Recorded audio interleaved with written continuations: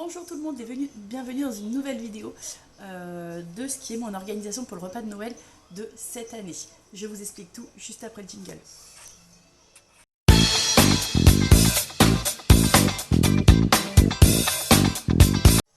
Alors, cette année c'est un peu particulier parce que j'avais tout prévu ici, là dans ma cuisine, tout prévu pour le repas d'année de cette année avec les parents et les enfants pour faire l'arbre de Noël et tout ça. Malheureusement, à ce matin, mon mari a été déclaré positif au Covid, donc du coup, il y a de grandes chances qu'on l'attrape dans la foulée avec les enfants. Du coup, Nounou travaille pas parce que Nounou, a pas le droit déjà d'accueillir quand on travaille pas. Et du coup, la Sécu a bien dit non, il faut arrêter l'accueil. Du coup, je vais vous montrer un petit peu ce que j'avais prévu. Ça peut peut-être vous donner des idées. Je suis trop dégoûtée. Franchement, je suis hyper déçue. Mais c'est comme ça, c'est la vie. Et du coup, on suit le protocole. J'avais bien sûr les petits cadeaux pour mes loulous. Donc voilà, moi je suis très jouée en bois. Donc là, c'est un cadeau, un cadeau là et un cadeau ici. Du coup, j'avais tout prévu. C'était sous le sapin. Donc ça va aller dans la salle de vie des enfants et ça attendra leur retour. Voilà, donc déjà j'avais prévu les cadeaux tous les ans. Je prévois un cadeau par enfant, généralement entre 5 et 10 euros pour être sûr de ne pas en avoir pour super cher et de quoi leur faire plaisir. Très souvent c'est des jouets en bois. Quand je peux pas faire autrement, c'est autre chose, hein. Là par exemple j'ai un poupon avec un super cosy rose comme j'aime et il n'y a pas de poupon en bois avec un cosy rose. Donc voilà, je fais surtout en fonction de ce qu'aiment les enfants et ce que moi j'aime acheter aussi. Donc voilà, on va du puzzle aux voitures en bois, aux poupons. Voilà, c'est très souvent des jouets en bois. Je vous rappelle que chez Lidl, ils font des super jouets en bois. Donc franchement, n'hésitez pas, ça peut que faire plaisir. Donc là, premièrement, on achète les cadeaux pour les enfants. Il y aurait eu des frères et sœurs, il y aurait eu aussi des cadeaux pour les frères et sœurs. J'avais également prévu des cadeaux pour mes propres enfants qu'ils auront à Noël. C'est pas bien grave. Après, Noël dit invitation. Donc j'ai fait des invitations pour les parents. Je vous les montre de suite. Alors l'année dernière, j'avais fait une invitation avec une petite carte que j'avais imprimée, décorée, tout ça. Cette année, nous avons Monsieur Père Noël. Donc c'est une petite carte que vous trouvez chez 10 doigts. Vous écrivez le texte, je voulais mettre des photos ici, j'ai été prise par le temps. Vous la fermez et vous lui fermez les bras. Voilà, tout simplement. Vous pouvez mettre une petite gommette ou un petit point de colle ici, peu importe. Moi je n'ai rien mis et je l'ai glissé dans une enveloppe. Donc j'ai mis un petit texte ici, je suis dégoûtée que ça se fasse pas. Oh, je suis hyper déçue parce que du coup j'ai investi dans plein de choses, vous allez voir, et du coup ça se fera pas. Donc c'est pas grave. Tac, donc vous écrivez votre petit texte ici ou juste la photo là avec l'enfant. Moi je voulais mettre une photo de moi avec l'enfant ici, je trouve ça super mignon. Finalement ce n'est pas grave, voilà. Et la petite carte de Noël. Donc vous avez des lots entiers chez Didois, je trouve ça super sympa de faire une petite carte, donc c'est plutôt cool. Donc ça c'est mes petites cartes, donc invitation cadeau. On fixe le jour, moi ça devait être vendredi, juste avant les vacances, qu'après je suis en vacances. Comme quoi l'arrêt, Qui dit repas de Noël, dit cartes, dit cadeaux, dit activités. Vous savez très bien que tous les ans, lors du repas de Noël, je prévois des petites activités pour les enfants et les parents, de manière à ce que les parents puissent faire une activité avec leurs enfants également. Alors, qu'est-ce que j'ai prévu cette année? Toujours chez Didois, parce que j'aime beaucoup ce site, des petits sapins à fabriquer. Je vais vous montrer, je vais essayer d'en faire un, parce que j'en ai plusieurs. Alors, j'ai trouvé ça super sympa parce qu'en fait, vous pouvez le faire aussi bien grand que petit. Vous avez le socle, vous voyez, un petit socle. Vous faites mettre à l'enfant ou à papa et maman le petit bâton. C'est le support, c'est le tronc de notre sapin. Vous allez y mettre alors, de la forme la plus grande à la forme la plus petite. Donc, hop, vous voyez, là, le vert est un chouille plus petit que le rouge. Donc, on va mettre le rouge en premier. Donc, je vais mettre le rouge. Il faut que ça tienne, Voilà, il ne tient pas grand chose mon bâton. Le rouge, et après vous avez des petites bagues. Vous avez des petites bagues en bois. Donc l'enfant peut mettre lui-même la feutrine. Il peut mettre la bague, d'accord. Après il met la forme la plus petite. J'espère que je vais y arriver à une main. Hop là, vous voyez. Après, il remet une bague. Donc là, franchement, facile. Après, il remet la forme la plus petite, je te dirais que c'est celle-là. Ouais. Ouais. C'est celle-là. Donc, la forme la plus grande. Après, on remet une bague. Je trouve ça trop chouette. Après, on remet là encore une forme. Et ça, trop facile. Papa et maman, ils mettent une bague. Ils donnent les formes à l'enfant. Et l'enfant, sauf s'il est plus grand et qu'il dit c'est laquelle la plus grande, c'est laquelle la plus petite. Hop, à chaque fois, Ted. À chaque fois, c'est une bague, une forme, vous voyez? Et ça fait un petit sapin. Donc, on a presque fini. Hop. Et je trouve ça trop chouette. Sur 10 doigts, ils ont vraiment des trucs sympas. Hop. Après, on remet celle-là. Hop, on remet une bague. C'est trop mignon. Donc, si les parents de mes petits-enfants regardent, bah, j'ai spoilé leur activité. Mais c'est pas grave. Oui, Jules? Hop. D'accord. Une seconde. J'ai pas envie de lui montrer. On fera ça de toute manière avec les enfants quand ils rentreront de vacances. Hop. Encore une bague. Et je trouve ça trop mignon. Vous voyez, c'est une activité hyper simple à faire. Hop, et je crois qu'il y a une dernière bague.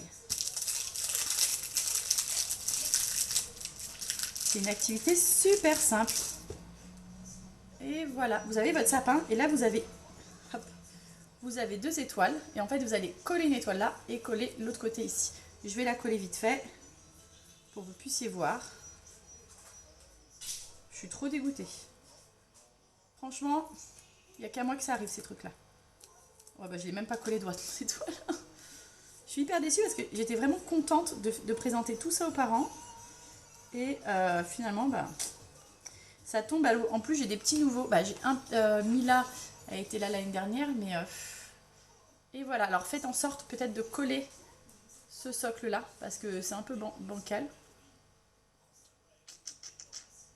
J'y arrive plus, voilà. Mais voilà ce que ça donne, un petit sapin. Donc j'avais prévu de faire ce petit sapin. Et donc du coup, c'est des lots de 6. Oui, c'est un lot de 6. Je suis deg. Je suis trop déçue. Donc du coup, moi, je vais juste retirer mon petit sapin. Je vais le ranger tout de suite. Parce que sinon, je vais perdre la moitié de mes choses. Donc ça, je vais vite les ranger. Je pourrais le faire avec des enfants, c'est pas un problème. Peut-être reprogrammer le repas, j'en sais rien. Franchement, je suis saoulée. Je suis hyper déçue parce que Noël, pour moi, c'est une institution. Et là, du coup, bah, je peux pas faire mon repas. Ça me gave. Ou sinon, au retour de vacances, je le ferai. Donc voilà, je remets les petits morceaux de feutrine, même si papa et maman, ils veulent le ranger. C'est quand même beaucoup plus facile de ranger et puis de refaire, en fait. Je laisserai les petites feutrines. Hop, et puis celui-là, la baguette magique est déjà prévue. Donc c'est top. Voilà, je vais les ranger comme ça, et je vais le remettre. J'en ai 6, donc j'en ai plus. Donc voilà, j'avais prévu cette activité. Et j'ai également prévu, regardez-moi cette boule de Noël. Cette forme énorme, énorme, en carton. Donc, du coup, ça donne quoi? Ben oui. J'ai le chien, dès qu'il entend ce bruit de papier, là, il croit que c'est des croquettes. Le chien pas habitué déjà. Donc, on a du sapin et de la boule géante en papier cartonné. Donc, j'avais prévu de mettre les enfants sur cette activité, c'est-à-dire avec des feutres et des gommettes, de customiser eux-mêmes, ou avec de la peinture pour les plus petits, eux-mêmes leur forme de Noël. Voilà, je trouvais ça sympa en poster XXL. Je trouve ça trop sympa. C'est vraiment chouette. Donc voici les 2 activités que j'allais proposer aux enfants. Que je proposerai du coup à la rentrée. Donc ça va être chouette. Qui dit activité, dit carte, dit repas. Je reviens. Qui dit cadeau, dit repas. Qu'est-ce que j'avais prévu? J'ai une petite particularité cette année que je ne savais pas l'année dernière, mais du coup maintenant, en parlant avec les parents, on apprend tous à se connaître. Et ça, c'est plutôt chouette. J'avais prévu mon goûter. Donc, je vais vous expliquer ce que j'avais prévu dans mon goûter. Il faut savoir que le papa d'une petite que je garde, ma petite Mila, est intolérant au lactose et pareil pour le gluten. Du coup, si je veux que le papa, je regarde mon chien, si on veut que le papa puisse partager avec nous ce repas, en tout cas ce petit goûter. Donc généralement le goûter là je le prévoyais entre 17h30 et 20h, ce qui est largement correct. Et ben il fallait tout ce qu'il faut pour avoir un menu sans gluten, sans lactose évidemment. Donc en tout cas une grosse partie. Donc je vais vous expliquer comment j'ai fait. Du coup je me suis donné un challenge de pouvoir faire plaisir à ce papa tout en organisant un petit goûter. Du coup, serviette obligatoire, d'accord, pour les mains. Je suis partie sur du avec gluten et avec lactose. Un gros pain d'épices que j'ai pas pu résister au miel. Il est trop beau. Donc du coup je l'ai pris. Il faut savoir que je suis partie dans une boutique bio qu'on a pas très loin de la maison parce que je savais qu'ils faisaient des produits spéciaux comme ça. Et du coup bah, j'ai été me ravitailler là-bas. Là j'ai pris du pain donc sans gluten. Du pain de mie sans gluten. Et ils ont la particularité, ces petits pains ici, de marquer donc source de fibres, sans lactose et sans lait. Donc, sans lactose, sans lait. Et du coup, sans gluten. Donc du coup, je suis sûre que le papa pourra manger ce type de pain. Je comptais faire un guacamole avec. Donc du coup, un petit guacamole avec des tartines. C'est très bien. J'ai trouvé ceci. Pareil, un moelleux aux amandes, sarrasin. Donc la maman me disait que ça avait vraiment rien à voir avec des vrais gâteaux. Mais voilà, je trouve ça sympa. Donc du coup, sans gluten, sans lactose, sans huile de palme, au soja, sans soja et sans maïzena. Donc du coup c'est un petit gâteau, mais je pense que c'est un gâteau en fait. Je pensais que c'était moi qui allais le faire et je pense que c'est un gâteau. Ah oui, oh, il est trop petit, il est trop mignon. Regardez, c'est un mini gâteau, il est tout petit. Je pensais qu'il était gros, mais non, il est tout petit. Donc c'est plutôt chouette, c'est un petit gâteau. Ça sera pour les petits goûters. Voilà, un petit gâteau. J'ai pris des muffins au chocolat à la pâte à tartiner, ultra moelleux, sans gluten. Et là on recommence, je crois qu'il n'y a pas de lactose. Sans lactose. Sans lactose. Donc du coup on avait des petits moelleux au chocolat. On avait pour le côté salé, toujours pareil, cette marque elle est top, sans gluten. Il y a sans gluten, sans lactose, c'est top. Ouais, il y a trace possible de soja, mais bon là, voilà, chips de lentilles. Donc pour le côté un peu salé, on reste toujours dans les chips, des petits gâteaux, des petits beurres apéritifs, sans gluten et au parmesan basique. Donc je pense qu'il y a du lactose. Là, je pense qu'il y a du lactose. Voilà, mais c'est sans gluten. La vie, les amis, la vie. Pour ceux qui sont intolérants au gluten, vos apéritifs ne seront plus jamais les mêmes. Saucisson, regardez-moi la taille de ce fouet sec. Je crois que c'est un fouet. Bah, ça ressemble à un fouet. C'est pas un fouet, c'est un El Pozo. Ils sont juste trop bons. Et regardez, sans gluten, je vais au magasin, je fais mes courses. Dans mon petit intermarché de campagne, je fais mes courses. Je vois quoi? Saucisson. Je me dis, oh, les vendredis soirs, je vais prendre un saucisson pour l'apéro. Saucisson. Et je vois quoi? Sans gluten. Je venais, samedi, je venais d'aller faire mes courses pour mon repas de Noël. Je vois quoi? Je prends du saucisson dans un intermarché classique, sans gluten. Je me dis que sans gluten, il va me suivre en fait. Il va me suivre. Donc voilà. Et on a goûté le nôtre. Il est juste trop bon. Donc je dis oui. Je dis oui pour le saucisson sans gluten. Je dis oui. Et là, j'ai pris des mélanges étudiants, ça s'appelle, c'est des fruits secs. J'en avais pris quelques-uns pour faire des mendiants. Et je m'étais dit qu'aujourd'hui, j'irais chez Grand Frère en racheter pour le repas avec les parents. Et du coup, je ne pourrais pas faire mes petits mendiants au chocolat noir. Donc voilà, j'avais pris ils appellent ça des mélanges étudiants. Donc vous avez quoi? Vous avez de l'amande, de la noix de macadamia, je crois, des noisettes, des raisins secs, voilà, des fruits secs. Avec ceci, je comptais donc faire un guacamole comme je vous l'ai dit. Et puis voilà, j'avais prévu coca, jus de fruits, eau pétillante.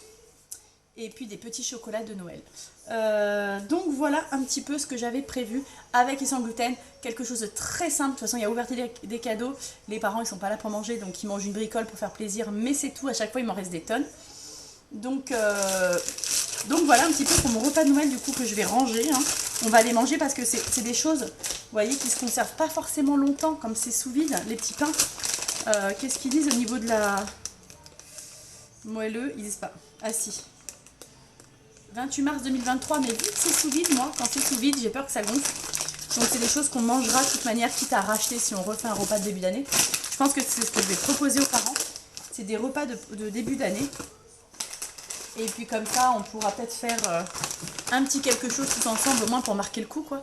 Parce que là, je suis un peu déprimée en fait. Hein.